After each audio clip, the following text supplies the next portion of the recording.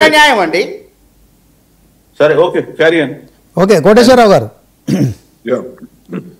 ఎట్లా చూస్తారు సార్? మరొక బలవన్ మరణం జరిగింది తెలంగాణలో. అది బీసీ నాయకుడు మరి ఆత్మాహుతి చేసుకోవడం కావచ్చు. మరొకసారి తెలంగాణ బీసీ ఉద్యమానికి సిద్ధమైంది అనుకోవచ్చా? ఈ ఆత్మాహుతిని ఎట్లా చూడొచ్చు అంట? ఈశ్వరాచార్య మరణం చాలా విషాదకరం, అవాంఛనీయమైనది. ఆయన మరణానికి సంతాపం తెలియజేస్తూ కుటుంబ సభ్యులకి సానుభూతి తెలియజేయడం తప్ప ఈ దశలో అంతకు మించి ఏమీ చేయలేము. ఈ మరణం జరగటానికి రాజకీయ పార్టీలు ఎంత కారణమో బీసీ సంఘాల నాయకులు కూడా అంతే కారణం. ఆ బాధ్యత నుంచి ఎవ్వరూ తప్పించుకోలేరు అనేది మాత్రం నేను ఈ సందర్భంగా చెప్పదలుచుకున్నాను. ఎందుకంటే దీని గురించి ఈ 42% గురించి చిరంజీవులు గారికి కానీ, లేదా ఇతర బీసీ నాయకులకు కానీ, లేదా రాజకీయ పార్టీలు కాంగ్రెస్, బీజేపీ, బీఆర్ఎస్ ఈ పార్టీలన్నింటికి కేవలం అసెంబ్లీ తీర్మానం చేస్తేనో, లేకపోతే ఆర్డినెన్స్ ఇస్తేనో, లేదా వాటికి గవర్నరు, రాష్ట్రపతి ఆమోదం తెలుపుతేనో, లేదా ఆ తర్వాత 9th షెడ్యూల్లో చేరిస్తేనో చెల్లుబాటు అయ్యేటువంటిది కాదు అనేటువంటి విషయం అందరికీ తెలుసు.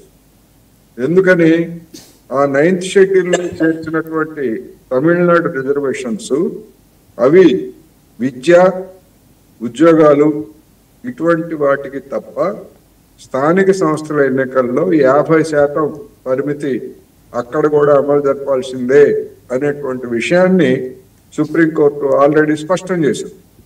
ఆ కేసు ఇంకా పెండింగ్ లో ఉంది. ఆ విషయం బీసీ నాయకులకు తెలియదా? లేకపోతే రాజకీయ పార్టీ నాయకులకు తెలియదా? ఎందుకని ఈ విధమైనటువంటి కమోషన్స్ ని ముందుకు తీసుకొచ్చారు, బీసీలను తప్పుదారి పట్టించారు అనేటువంటిది పెద్ద ప్రశ్న. రెండోది, గొర్రె కషాయవాడిని నమ్మినట్టుగా అసలు ఇంత రచ్చ జరుగుతున్నా కనీసం ఒక బీసీ అయి ఉండి వాళ్ళ రాష్ట్రాల్లో కూడా ఈ సమస్య వచ్చింది.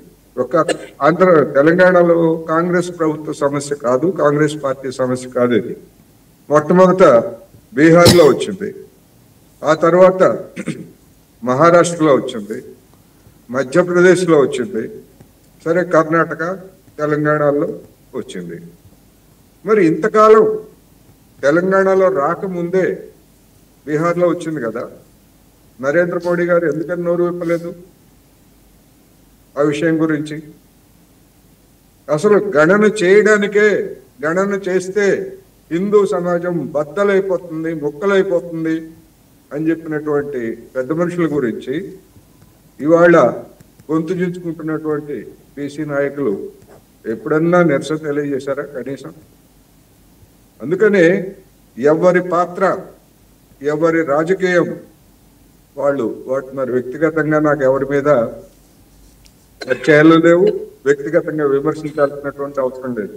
అందరికీ తెలిసి ఈ విధమైనటువంటి అమాయకుల ప్రాణాలను పోగొట్టడానికి ఎవరి వంతు పాత్ర వాళ్ళు పోషించారు. ఇప్పటికైనా చేయాల్సింది ఎవరు? చిరంజీవులు గారు ఒక మాట అన్నారు, రాహుల్ గాంధీ ఎందుకు మాట్లాడలేదని. ఎస్, కరెక్ట్ అది.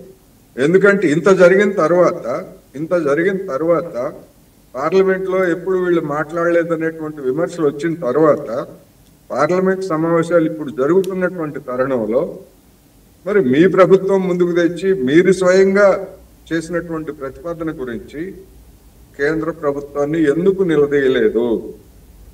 మీ రాజకీయం ఏమిటి దీనిలో? ఎందుకని ఇండియా కూటమి పార్లమెంటరీ ఎజెండాలో దీన్ని ఒక సమస్యగా ఎందుకు పెట్టలేదు? ఇది దేశవ్యాప్తమైనటువంటి సమస్య కదా, ఒక తెలంగాణ సమస్య కాదు కదా. ఎందుకని మీరు ఒకరోజు దాని మీద వాయిదా తీర్మానం, లేకపోతే మరొక రూపంలోనో మరి రాహుల్ గాంధీ ఎందుకని ఇవ్వలేదు? కాంగ్రెస్ పార్టీ ఎందుకని దాని గురించి మాట్లాడదు? అందుకని ఇటువంటి ఈ సమస్య మీద భావోద్రేకాలని ఎవరైనా రెచ్చగొట్టినా లేకపోతే ఇంకొక రాజకీయం చేసినా అది అవాంఛనీయం. చేయాల్సినటువంటి వాళ్ళు మౌనంగా ఉన్నారు. ఇంతవరకు నరేంద్ర మోడీ గారి నోట మేము చేస్తామనో పరిశీలిస్తామనో చెయ్యమనో ఏదో ఒకటి చెప్పాలి కదా. ఏమి రాజధర్మం?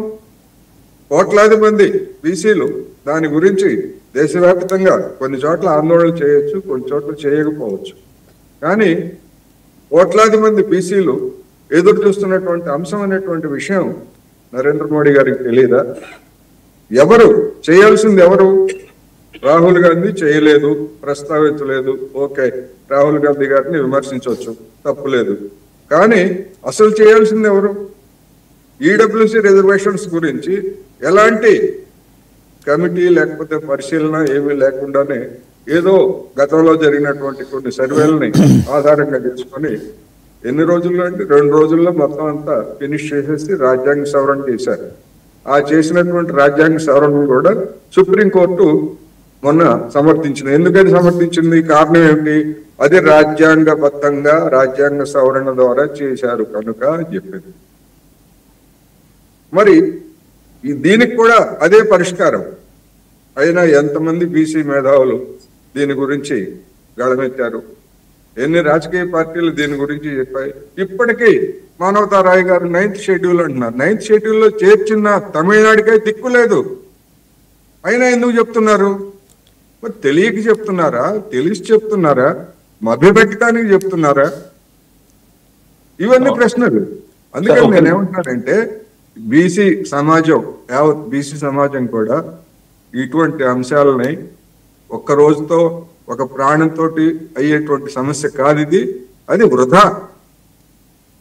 ఆ కుటుంబానికి మనం సానుభూతి తెలియజేస్తాం, మళ్ళా ఈశ్వరాచార్యని మళ్ళా మనం తీసుకురాలేము. అందుకని ఇప్పటికైనా అటువంటి బలహీన మనస్కులు ఎవరైనా ఉండి అంటే అటువంటి దాంతో బాధపడే వాళ్ళు ఎవరైనా ఉంటే వాళ్ళకి కౌన్సిలింగ్ ఇప్పించి వాళ్ళ అటువంటి మళ్ళా మరొకటి జరగకుండా చూడాల్సినటువంటి బాధ్యత అందరి మీద ఉంది. దీని మీద రాబోయేటువంటి రోజుల్లో ఎవరైనా రాజకీయం చేసేట్లయితే బీసీ సమాజం అటువంటి వాళ్ళని క్షమించదు అనేది నేను ఈ సందర్భంగా చెప్తాను. థ్యాంక్ యూ కోటేశ్వరరావు గారు. ఒకసారి ఫైనల్ గా మానవతా రాయ్ గారు, తెలంగాణ 9th షెడ్యూల్